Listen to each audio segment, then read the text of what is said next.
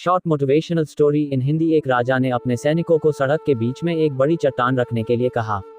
चट्टान को बीच सड़क में रखवाकर राजा ने अपने सैनिकों से छुपकर उस चट्टान पर नजर रखने के लिए कहा कि देखना उस चट्टान को रास्ते से कौन हटाता है। लोग उस जगह पर आते रहे और जाते रहे, लेकिन किसी ने भी उस चट्टान को रास्ते से हटाने की कोशिश नहीं की।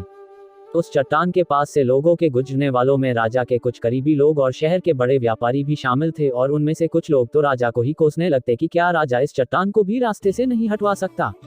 लेकिन किसी ने भी उस चट्टान को रास्ते से हटाने का प्रयास नहीं किया। ऐसा काफी दिनों तक चलता रहा। एक दिन एक किसान अपनी सब्जियों के साथ उधर से गुजर रहा था। उसने चट्टान को रास्ते में पड़े देखा और सोचा कि सबको इस चट्टान की वजह से कितनी तकलीफ हो रही है। उसने अपनी मजबूत लाठी से उस चट्टान को एक तरफ धकेलने की कोशिश शुरू कर दी। काफी कोशिश के बाद वह उसे सड़क से हटाने में कामयाब हो गया।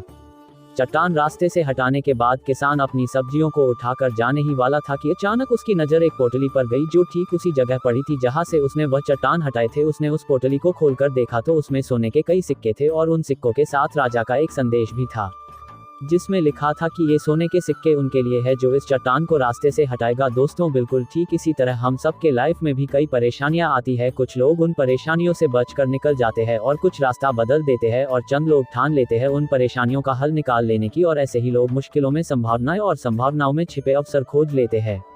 मजबूत इरादे और नेक दिल के साथ किए गए कोशिशों के परिणाम हमेशा ही अच्छे आते हैं। इसीलिए जीवन के परेशानियों से घबराओ मत, बल्कि उन परेशानियों को हल करने की कोशिश करते हुए जीवन सफर में आगे बढ़ते रहो।